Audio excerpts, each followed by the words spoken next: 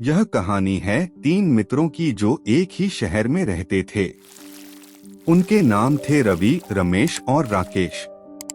तीनों मित्र शहर में बचपन से साथ रहते थे। साथ में स्कूल की पढ़ाई किया, कॉलेज खत्म किया और कॉलेज की पढ़ाई खत्म करने के बाद रवि विदेश चला गया और वहां एक बहुराष्ट्रीय कंपनी में अच्छी पदवी पर कार्यरत हो गया। राकेश ने भी अपने ही शहर में एक सरकारी नौकरी तलाश ली।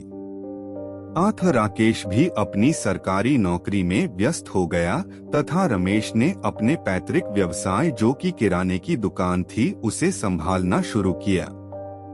जैसे जैसे वक्त बीता राकेश और रमेश भी एक शहर में होने के बावजूद महीना तक मिल नहीं पाते थे।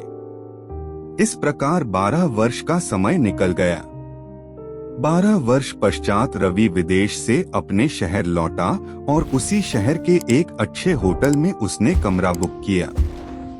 दिन भर वह अपनी कंपनी के काम में व्यस्त रहा और शाम को जब होटल के कमरे में लौटा तो उसने अपने मित्र राकेश को फोन किया।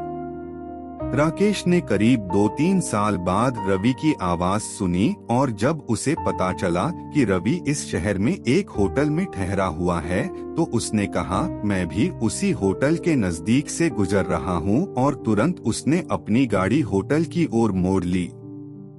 दोनों मित्र एक दूसरे से वर्षों बाद मिलकर बेहद प्रसन्न हुए। एक दूसरे की खबर पूछी और अपने स्कूल के दिनों को तथा कॉलेज के दिनों को याद करके कभी मुस्कुराते तो कभी उनके नेत्र सजलहा जाते थे। 2-3 घंटे तक दोनों मित्रों ने खूब बातें की और अपनी स्मृतियों को ताजा किया और फिर अचानक रवि ने कहा कि रमेश के क्या हालचाल है। इस पर राकेश ने जवाब दिया कि पिछले 6 महीने से मेरी उससे फोन पर बात नहीं हुई है और उसे देखे हुए करीब 1 वर्ष से अधिक समय बीत गया था। एक ही शहर में रहने के बावजूद हम दोनों एक दूसरे से नहीं मिल पाते। मैं अपनी नौकरी में व्यस्त रहता हूँ और शायद वह अपने पैतृक व्यवसाय में व्यस्त है। राकेश ने कहा, मैं अभी उसे फोन करके यहाँ बुला लेता हूँ। तुमसे मिलकर वह भी गदगद हो जाएगा। लेकिन रवि ने कहा, क्यों ना उसकी दुकान पर चल के उसे आश्चर्यचकित किया जाए। मुझे विश्वास है जब वह हम दोनों को एक साथ देखेगा तो उसके आनंद का ठिकाना ना रहेगा। दोनों मित्र अपने तीसरे मित्र रमेश को मिलने के लिए उसकी दुकान की ओर चल पड़े। दुकान कुछ 1-2 किलोमीटर ही दूर थी। जब दुकान पर पहुंचे तो देखा कि एक 8 से 10 साल का बच्चा वहां बैठा है और उन दोनों को देखकर बच्चा कहता है कि आपको कुछ खरीदना है। राकेश ने कहा, रवि यह रमेश का बेटा है और इसका नाम सोनू है। रवि ने सोनू को गले से लगा लिया और उसे देखकर बेहद प्रसन्न हुआ। कुछ देर पश्चात राकेश ने कहा, सोनू रमेश कहाँ है? तुम्हारे पिताजी को बुलाओ। इतना सुनते ही सोनू का चेहरा लाल पड़ गया और उसकी आंखों से आंसू बहने लगे। उसने रोते रोते कहा, अंकल पिताजी को तो गुजरे हुए 1 साल हो गया। यह सुनते ही राकेश और रवि के मानो पांव के नीचे की जमीन खिसक गई। दोनों अवाक से खड़े रह गए और रवि ने सोनू को एक बार फिर गले लगा लिया और जोर जोर से रोते हुए पूछा कि यह सब कैसे हुआ।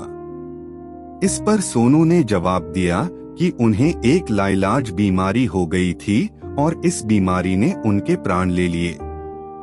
राकेश भी अपने नेत्रों को सजल होने से ना रोक पाया और उसने कहा, एक ही शहर में रहने के बावजूद मुझे यह नहीं पता था कि मेरे बचपन का मित्र 1 वर्ष पहले ही मुझे छोड़कर जा चुका है।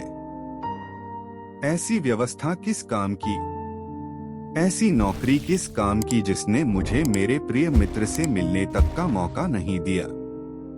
रिश्ते जो भी हमें मिले हैं, चाहे वह माँ बाप का हो, पत्नी का हो, पुत्र का हो, पुत्री का हो, भाई का हो, मित्र का हो या अन्य रिश्ते हो, इन्हें संभाल कर रखने की जरूरत है। जीवन की भाग दौड़ में, पैसों की भाग दौड़ में कभी नहीं भूलना चाहिए कि रिश्तों की हमारे जीवन में अहम भूमिका है। रिश्ते हमारे परिवार का आधार है तथा हमारा परिवार समाज का और समाज संस्कृति का आधार है।